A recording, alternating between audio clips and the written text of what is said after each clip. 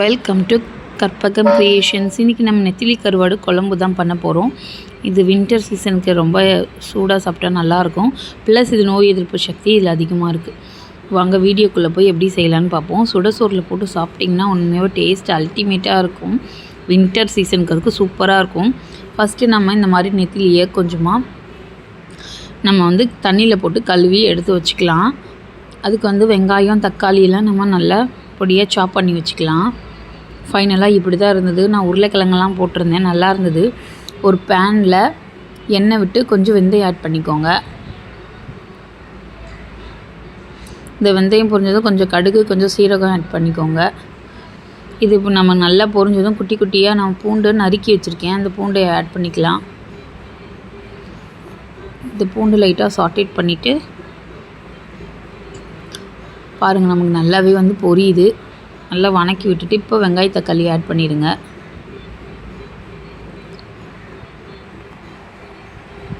வெங்காய தக்காளி ஆட் பண்ணிட்டு நல்லா வணக்கி விடுங்க. நமக்கு அந்த கண்ணாடி பதத்துக்கு அந்த வெங்காயம் வந்ததுக்கப்புறம் தான் நம்ம கொஞ்சமாக மஞ்சள் பொடி ஆட் பண்ண போகிறோம். இது எதுக்கு ஆட் பண்ணுறோன்னா அது நல்லா வணங்கி வரதுக்காக தான் நம்ம இதை ஆட் பண்ணுறோம். ப்ளஸ் இது நல்லது, வீட்டிலே நம்ம தயாரித்து வச்சுக்கலாம் மஞ்சள் பொடி. இப்போ கொஞ்சமாக கல்லுப்பு ஆட் பண்ணிக்கோங்க. நமக்கு இப்போ இது குழஞ்சி கிடைக்கும், அதுக்காக தான் அந்த கல்லுப்பு ஆட் பண்ணுறது. இந்த டைமில் நான் கட் பண்ணி வச்சுருந்த உருளைக்கிழங்கு, நீங்கள் வேணால் முருங்கைக்காய் கத்திரிக்காய் கூட ஆட் பண்ணிக்கலாம். நான் உருளைக்கிழங்கு ஆட் பண்ணியிருக்கேன். கொஞ்சமாக கறி லீஃப் ஆட் பண்ணிக்கோங்க.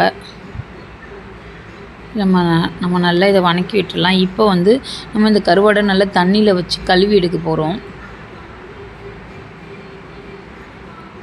கொஞ்சமாக புளி ஊற வச்சுக்கோங்க, எலுமிச்சப்பழம் சைஸுக்கு. நான் குழம்பு தூள் வீட்டுத்தூள் தான் 1 டேபிள் ஸ்பூன் போட்டிருக்கேன். இது போட்டு நல்லா வணக்கி விட்டுருங்க.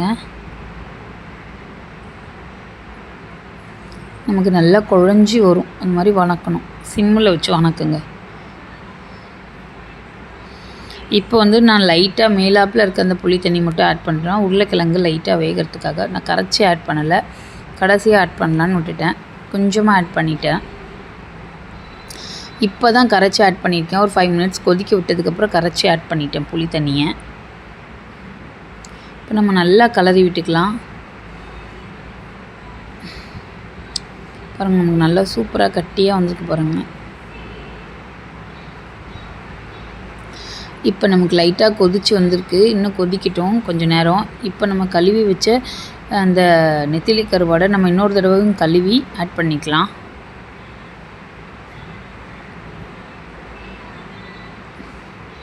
ஒரு 10 நிமிஷம் நல்லா ஊற வச்சுருங்க. இப்போ நம்ம குழம்புல ஆட் பண்ண போகிறோம்.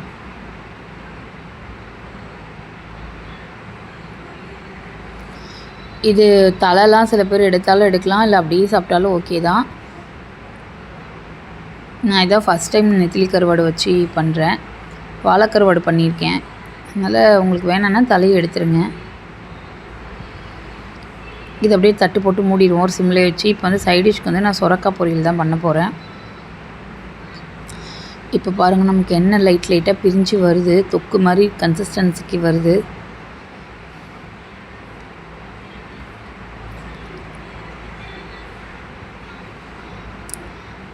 இந்த கருவாடு வாசனை சும்மா சூப்பராக வருது. குழம்பு சுட சாதத்துக்கு போட்டு சாப்பிட்டு பாருங்கள். குழம்பு கொஞ்சம் கூட மீத வைக்க மாட்டாங்க, காலி பண்ணிடுவாங்க. நீங்களும் வீட்டில் நான் சொன்ன ஸ்டெப் படியே செஞ்சு பாருங்கள். பூண்டெல்லாம் நல்லா சூப்பராக வெந்திருந்தது. எனக்கு தெரிஞ்ச மாதிரி நானும் நெத்திலி கருவாடு குழம்பு வச்சுருக்கேன் ஃப்ரெண்ட்ஸ். என்னோடய வீடியோ பிடிச்சிருந்தா பார்த்து நான் செஞ்ச மாதிரியே செஞ்சு பாருங்கள். என்னோடய வீடியோ உங்களுக்கு கண்டிப்பாக யூஸ்ஃபுல்லாக இருக்கும். இதான் நான் சர்வ் பண்ண போகிறேன். இப்போ கொஞ்சமாக சொரக்காய் பொரியல், சுட சாதம், கருவாடு குழம்பு. அவ்வளோதான் ஃப்ரெண்ட்ஸ். வீடியோ பிடிச்சிருந்தால் லைக் பண்ணுங்கள், ஷேர் பண்ணுங்கள், சப்ஸ்கிரைப் பண்ணுங்கள். தேங்க்யூ ஃபார் வாட்சிங்.